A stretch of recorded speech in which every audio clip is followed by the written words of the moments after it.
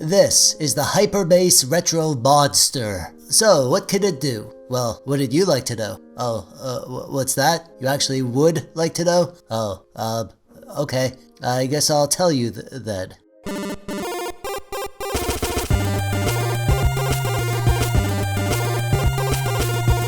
Hello, I'm TechDweeb. Welcome to my mom's basement, where I live, happily I might add. My mom buys the groceries, and I buy the retro gaming emulation devices. Speaking of which, today we're here for this. This is an Android-based emulation console. Man, there are a freaking ton of these things out there, and the flood of Chinese retro consoles just keeps on coming. This one has a cool name, at least. It's the Hyperbase Retro Monster. This is a monster. Apparently. Should we do a thing? Yeah, I turned it into a monster thing. Yeah, let's do a thing. Hang on.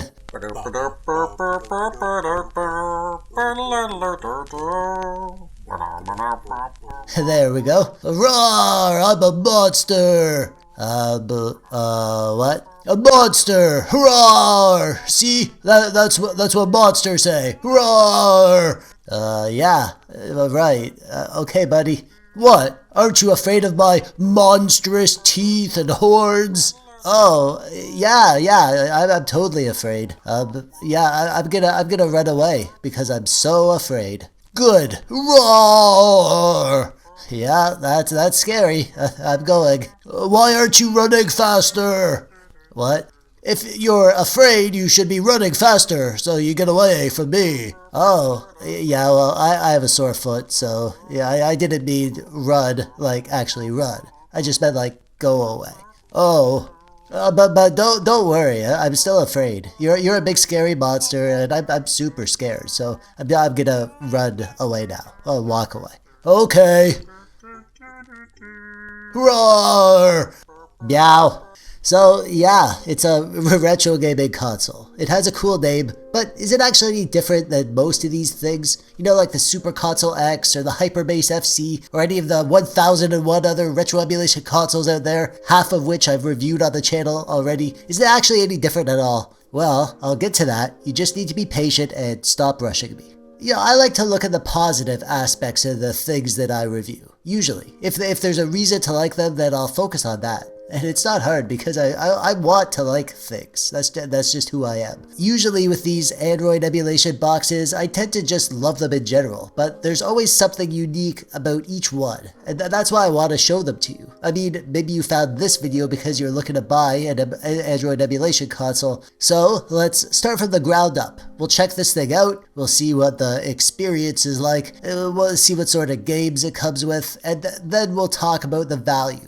But we're getting ahead of ourselves. Let's start at the beginning. The day you were born was a magical day, and then some stuff happened. So much stuff. So many regrets. And now you're here, watching this video. And we'll start the video with an unboxing. This comes in one of these really nice hard shell cases. It's a great way to keep everything together, and bring it with you if you're going somewhere. I took this to a cottage last weekend. I was visiting my cousins, and we hooked this up to the TV, and we had an awesome time playing with it. And having it in this portable case made it feel really great to just toss in your bag, and bring with you if you're heading somewhere that there will be some nerds to dork out with. In the case, we have some controllers. We've seen these exact controllers before 1,000 times. Very standard PS1 style wireless controllers. Yeah, I'm not going to go into detail, but I'll just say that they're good. Not great, but good. They'll work well enough. You know, I don't mind them at all, to be honest. And they're wireless, which is cool. We also get a remote for the device. Yeah, if you're going to use it for its Android functionality. I never really bother with that though, to be honest. And we get the charging adapter, 12 volt, 2 amp, and an HDMI cable to plug it into a television, I assume. And then we have the console itself. It's actually not bad looking. I mean, it doesn't look like a retro console, which is what I'd prefer, but at least they customized it a little bit by slapping a logo on there. You know, it's not terrible looking as far as these things go. And then there's plenty of ventilation for airflow in this case, actually, which I do like to see.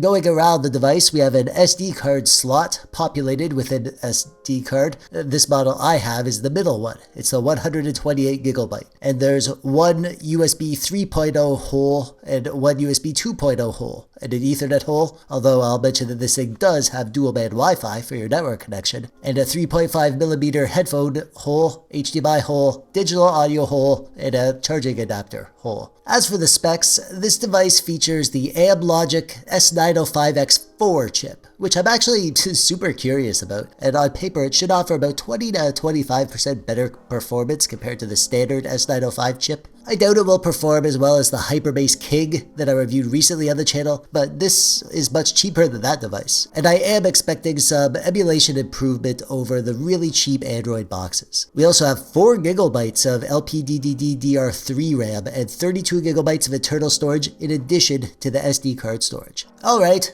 specs are one thing, but as we've learned in the past, having a better chip doesn't always mean that we get the performance that we want. So let's freaking set this thing up and give it a test, shall we? As always, setting these things up is super simple. Just plug in the plugs to the plug holes, HDMI cord, plug in your controllers, and then boom, you're up and running with the emulation station. So simple a baby could do it. It's super easy to use. I'm not going to bother showing you how to use it, but I am working on an emulation station quick start guide that will help you out if you get stuck. That video will be ready very soon, so get subscribed so you don't miss that. And in the meantime, if you have any questions and you can't figure something out, just ask me in the comments below and I'll be glad to help you out. And also, as always, we're going to use my display capture to record the gameplay footage just so that you can see everything nice and clearly. And I'll overlay the video on top of a picture of a TV that I made for you, just to spice things up, keep it interesting. Yeah, I spoil you, you know that. One of the main things that sets these things apart is the games list. And I've decided to take a different approach than I usually do. Rather than go into depth and discuss the games list and a bunch of systems, I'm going to just cycle through them on the screen so that you can see what's on here. Feel free to pause the video if you need to. And I'll also include a link to the full games list in the description below if you need to see that for all 3 models of this device. So you can literally right now go and see the games list for yourself so I don't have to read it to you. Because reading is hard, and I'm a busy man with lots of important things to do. As for the specifics, when I evaluate the games list of these things, I have 3 goals. 1, I want to see how complete the games list is to see how much is missing. 2, we want to see if there are lots of duplicate games, which it just makes your game list all messy. And 3, we want to see how many higher end games that we have, how they spent their storage budget on the large stuff. So, to judge the completeness of the games list, we're going to do that thing that we do around these parts and do the Doom search test. We search for Doom and see how many versions of Doom that we have. And okay, we have some Doom. We're missing the higher end systems, Atari Jaguar, PS1, Sega Saturn, but overall not bad. We even have the original PC ports, which I like to see. Good, okay, so next let's check for duplicates. For this, I like to look at the worst offender, Atari. Very often these devices have a bunch of duplicate copies of Adventure, for instance. But nope, not here, just 1 copy. That's what I like to see. Alright, and finally, what is the situation for the higher end consoles, the 3D stuff? Well, we have 480 Nintendo 64 games, so that's good news, basically every single Nintendo 64 game. But then we have just 1 Sega Saturn game, 6 Dreamcast games, and only 1 PS1 game.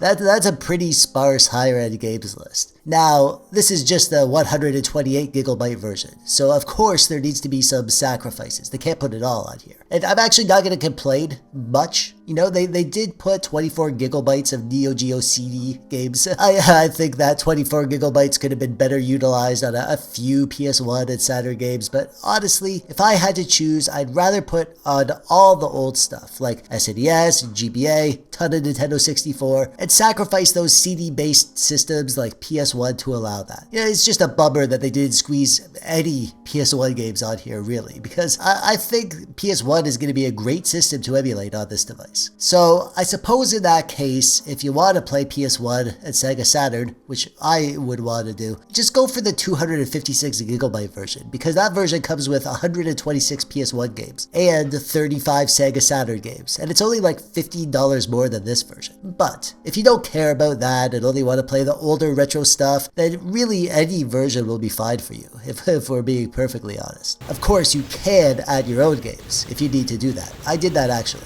I added Panzer Dragoon 2 for Sega Saturn and Bloody Roar 2 for PS1, just so that I could test those systems, and I'll show you the performance for those in a bit. Okay, that's the games list, so with that out of the way, let's freaking play some games and check out the performance, shall we? My main performance benchmark is to try out a couple games for Nintendo 64. The first is a harder to run game that does not run well on the weaker chips, F-Zero X on Nintendo 64. If you have an S905X or below, you literally can't play this game, even if you lower the resolution right down to the bare minimum. F-Zero X is just barely playable at native resolution on the S905X3 chip boxes, but here on the S905X4 base retro monster, we're able to go up to 960p and get a perfect experience. That is pretty darn cool.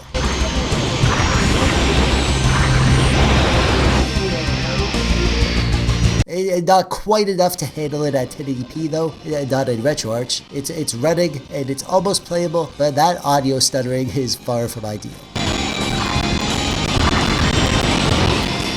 I should mention that it can run at 1080p in the standalone Mupen 64 app using the Rice backend, but we don't have widescreen controls. It stretches it by default. We don't have access to any of the options on this thing for whatever reason. And I hate playing with stretched images, so this is a no for me here. Yeah, I think 960p in F-Zero X and RetroArch is really impressive for a cheap Android box like this. And it definitely can handle 1080p with some of the easier to run Nintendo 64 games. It's not all good news though. F-Zero X is pretty demanding, but it's not the hardest to run game. Cruisin' USA is one of the hardest Nintendo 64 games to emulate, and even if we go down to the native 640 by 480 resolution, we can't get a playable FPS. And this is something that I've experienced on all the S905X devices, all the revisions.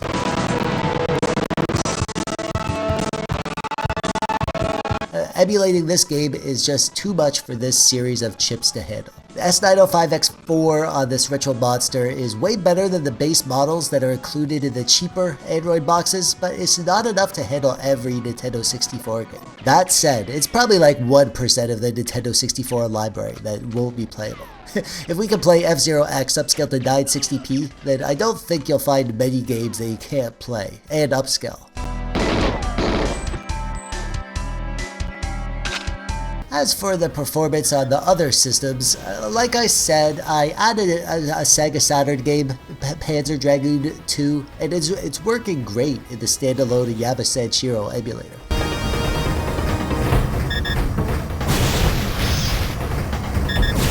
And PS1 ran great too. This is Bloody Roar 2, running with the enhanced resolution option, which basically upscales it to like 2x resolution or something. I couldn't upscale it more because this device only comes with one PS1 emulator installed, but hey, at least we have the ability to run the games with some level of upscaling, and it's actually working amazing. Bloody Roar 2 is one of the hardest PS1 games to emulate, so if it's working fine here, then you'll be good to play any PS1 game. And if you get the 256GB version of this thing, which I recommend, you'll get 126 PS1 games and 35 Sega Saturn games, so if you do go for the larger version, at least now you'll know that the games will run well.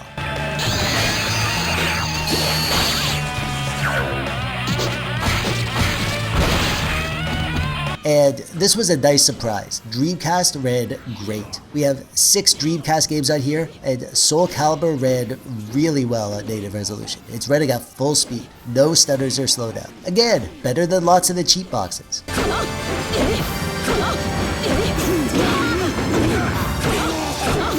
So it really does do a much better job at the higher end systems, and actually at this level of performance I think it's a really good choice if you're thinking of getting a lower end Android based emulation console like this. It's just a shame that they didn't include more of the higher end 3D games. I guess it's my fault for not spending the extra $15 to get the 256GB version, and at least it's easy enough to add your own games if you need to, like I did.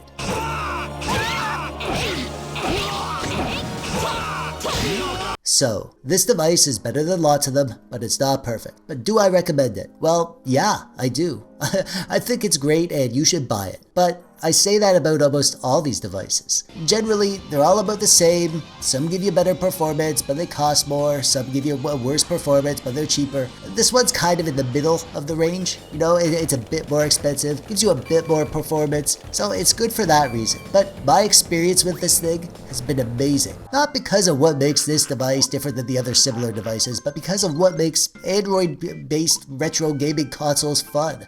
Here's my story. I went to a cottage last weekend with my family. I brought this Hyperbase retro monster. I hooked it up to the TV with my display capture, intended just to record a few gameplay clips for this review, but I actually recorded like hours of gameplay. We had a freaking blast with it. Me and my cousins. We played some arcade games, some Nintendo 64 games, some of the 3D stuff like Bloody Roar 2. I was playing with my one cousin and I kicked his butt in a bunch of fighting games, and then he kicked my butt in Super Smash Bros. My other cousins played Mario Kart together and Smash TV. They laughed their heads off at the intro to Bad Dudes, and they were fascinated when I explained what the Virtual Boy was, and I showed them my favorite game, Red Alarm. And we played it for like 20 minutes, and I had a really good time. We played some GoldenEye on the Nintendo 64, had a couple games of NBA Jam. I taught them how to play Spy vs. Spy on the NES and then pit them against each other.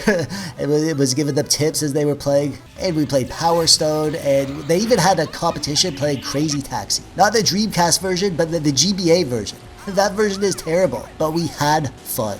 This thing, this hyper-based retro monster, it's not really much different than any of these retro gaming consoles, but that's okay, because these aren't enthusiast products. If you're into high-end emulation, then you're not going to bother with an Android emulation box that comes with pre-installed games. You'll be building a Bonocera gaming PC or some sort of RetroPie console or whatever. The audience for these retro gaming console bundles is just regular people. People who don't have the knowledge or time to figure out emulation on their own, or people like me who just want an easy thing that they can just plug in and start playing, even though they know how to do all this stuff themselves, just paying for the convenience. There's something to be said for that. You know, they come as a complete package. Everything that you need, including the emulators and games, all set up, ready to rock. You just plug them in, plug in your controllers, and start playing retro games. It's so easy a baby could do it. If that sounds like you, well, not the baby. I'm sure you're not a literal baby. But if you like the idea of a retro gaming console that you could buy and use to play retro games without having to even touch a computer or a YouTube tutorial or whatever, then hey, this one's a good one. I can vouch for that. Or any of the other ones that I've reviewed on my channel. You know, there's quite a few of them. Watch those if you want to get picky and choosy. I do like this one, I'll say that. I don't love the games list on this 128GB version. I'd highly recommend spending the extra $15 for the 256GB version if, like me, you want PS1 games.